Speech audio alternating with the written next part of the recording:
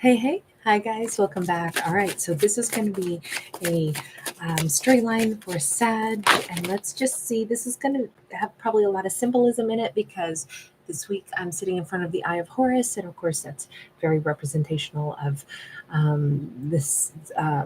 Symbolism of healing and protection, among other things. So we'll keep all that in mind as we begin. So we start out with the Chariot.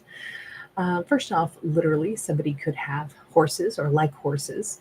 Um, but this also talks about like powerful, like horsepower. Sometimes this is literally about a vehicle.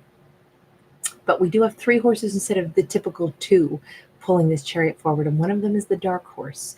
So we also have like somebody who is maybe like the black sheep of the family or the person that nobody expects to like I feel like Sag could surprise people oftentimes with like thoughts and knowledge and wisdom that they just spout out with at random. I feel like Sag tends to be the person in the room that like say it's like a trivia night or something at a pub and nobody has the answer. That'll be the answer Sag has, just pop off the top of their head. And people will be like, how do you know that? Or say it's like in a group of friends or a work scenario or something, and Sag will be the person that will point out something that every other set of eyes in the room missed. It feels like Sag shocks people a lot. They always do the thing nobody else thought to do. They always move the one direction nobody else thought to go.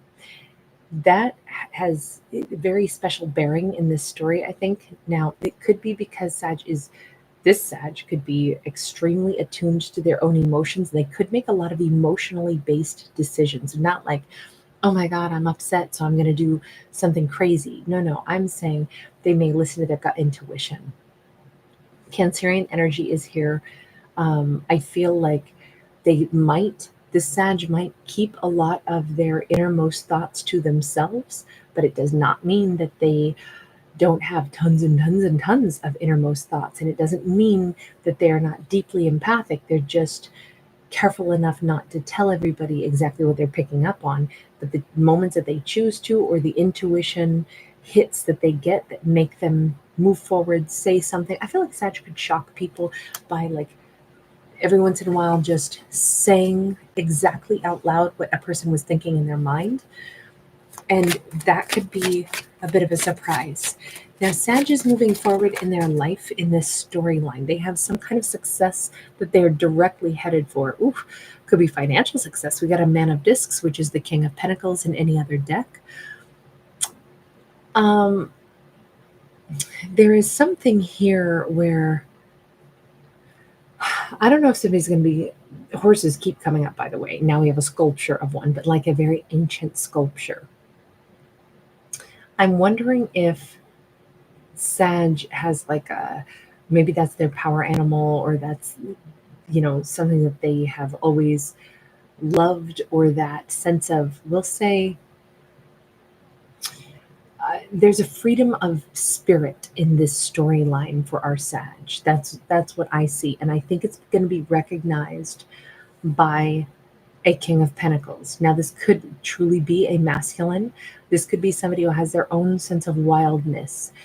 We see them here like without clothes on, and they're like in a more like a freer time frame. This is like a different cultural moment, and I wonder if even when Sag sees this person, it feels like there's a recognition of souls. Like, I see the wild in you just like you see the wild in me. There's something here where whomever this is, it could have dark hair, they could have bronze skin, they could be somebody that Sag meets, and it's almost like even in this modern era, there is some ability for these two individuals, and this feels like it could be an employer who recognizes this unique talent in Sag. It could be somebody that Sag simply meets, driving down the street, or looks across at somebody in their car, and there's just some special connection that says, you may look prim and proper, but I can see some look in your eyes that tells me you're not what everybody thinks you are you? You got that little wild, you want to run also, you want to be free too. Two of Cups. Wow, and Nine of Cups. This is a beautiful matchup. This is a strong matchup. This is two souls spotting each other. Now, this is very happy, of course, but the way these two could meet could be at a very busy restaurant, a very busy cafe, a very busy, some kind of a shop, or even like a Saturday market or something. It could be while these two are driving or parking at, like, say, a Saturday market, and Sag is just arriving, and this person is, I don't know, whatever, doing something, putting something in their car. These two could spot one another, and it's an immediate kind of a connection. This could even be, sometimes, have you ever driven and you see a car and then you recognize that car because it stood out to you for some reason, and then it turns out they were headed the same direction you are? I've had that happen, like on huge long drives. If you ever drive across the desert, there's only so many places to stop and get gas, and so everyone kind of has to stop at the same, watering holes, basically. So you can see somebody, and 3.5 hours later, you both are parked at the same, gas station, convenience store, and now you get a look at who that driver was that you guys, played leapfrog and passed each other from time to time hours back. That kind of energy, like these two could have ended up headed for the same destination, and now they're both parking and they're seeing one another. Sag arrives after they do, though, in this story. But what's interesting is the connection that they see with each other. It's very obvious. This could be two people also that are going to the same, like, let's say it's a seminar, let's say it's a work-related situation, let's say maybe they saw each other in the airport or something, and now it turns out, oh, you're in town for the same seminar that I am. Oh, you were going to the same place on vacation that I was. They're going to come nose to nose, face to face. They will definitely recognize each other in this. And this feels like new love. This feels like new, not returning. But there is an acknowledgement that there's something about you that I think I was supposed to meet you. We have these ammonites here, so this is fossilized, this is ancient. I do feel this is a past life connection where two people are meeting each other in this lifetime, and they know immediately that this is somehow very special. We have like this funny rustic carving of a swan with a heart on it. Wherever these characters end up going, there could be some kind of ugly art. I'm not going to lie, I think that's super ugly. Some ugly, odd, abstract art, but it could be highly symbolic. I'm picturing like something that's like in a park or something, like a sculpture that is just not super attractive. Now, this could also, and I'm sorry, but these are the images popping in my head. There could be like a children's book or something that has, then it could be cute. Sometimes children's books are kind of, like, we'll say, I'll use the word crude drawings, but what I mean is like, it's supposed to be cute and just, basic outlines instead of like highly detailed. I'm picturing it could be something like that as well, or a poster that's intentionally done with a more rustic vibe. That's what I should have said instead of crude. Something like that, some piece of artwork could be around them, and they could even, talk about that, talk about the book that they're standing in front of, some shop that sells, maybe it's a bookstore that they park in front of and they meet, or maybe there's a book for sale at some seminar. Whatever it is, there could be some kind of swan, some kind of bird, some kind of, the geese or something. But this typically is that swans mate for life. So that's why we actually see that. We also have a seal here, but that always just makes me think of the mythology of Selkies. So somebody who like, the Selkies were typically like females that technically they were first seals, but they could come up on land and shed their seal skin and become usually these beautiful women. But they always wanted to return usually to their life in the sea. And there's a multitude of different mythological tales about the Selkies, but that comes to mind also. So we've got a bit of fairy tale, like either maybe even like Mother Goose stories. Maybe somebody does like they write children's books, or this feels more artistic to me, but maybe there's like fairy tales, mythology, things like that these two are going to be talking about. Maybe they have something in common, maybe they have a conversation about mythological things. All I can say is that they have a very joyful, I know this has been specific and also highly detailed, and also all over the place with little side notes, but these glasses are a great example of that.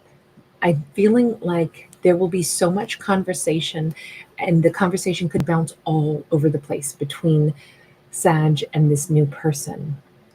And it could be super enjoyable, and they could, start a conversation that begins with something simple like, "Hey, didn't I see you at the airport? Are you here for the seminar too?" And then from there, 10 minutes later, they could have wound their conversation through all kinds of different pop culture references and, little personal anecdotes. And I feel like their minds are going to really fire fast. I feel like this is going to be a vast array of knowledge, a vast array of comments, lots of color, lots of enjoyment, but also a very stable bond that is being formed here. Sag and this person live in a different location from each other, possibly quite a different location from each other. They could be from different cultures. It's not going to matter. Somebody could live where there are palm trees. Somebody could have a Middle Eastern background. Very specifically, maybe somewhere near like the Red Sea. Someone could have actually traveled through that area, but I feel like it's more of like a heritage that they may go back and forth to visit, family in another location. And there could be some interesting connection where it's going to be like, no, you've got to be kidding me. You come from where? That's 2 towns away from where I visited because some of my family members are from there. Like it could be uncanny that they meet each other. They could have, bizarre additional connections where they discover that, like, heck, maybe I was from here, but I went to school in, I'm going to say Santa Barbara. And the other person says, I'm from Santa Barbara, but I went to school very close to where you were from. It could be something like that where it's just like they went worlds away. It's like where I was born, I visited where you were born, but then you went to school where I'm from. It's something here where this this road has been a clear pathway that if they traveled this road probably at going different directions at the same time, they passed each other by without realizing it. These two have been on a collision course to meet their whole lives, is what I would say. And at this point, let me ask, why is it the right time for them to meet at this point in time? Because everything is being very aligned. Boy of Cups, which is the Knight of Cups. There's a really powerful emotional desire. Almost like these characters have maybe secretly or subconsciously said in their heart of hearts, universe, I'm ready to meet somebody that feels like it just flows, somebody that I can fall for, somebody that I can connect to, somebody I can talk to, somebody I can share emotions with. I want a happy relationship with someone who I have a lot in common with. If they both had that vibe, I can understand why it would be happening now. Fish, and again, not just fish, but we have kind of like ancient fossils of fish up here as well. I feel like both of these characters could be a little bit into ancient history, like really, really, really ancient history, like history buffs. And I feel like they've known their whole lives that there's a place they're supposed to be. They might have, that could be why that Two of Pentacles card was there. They've almost they've almost matched up before many times in life because they've known that there's some places that are important to them.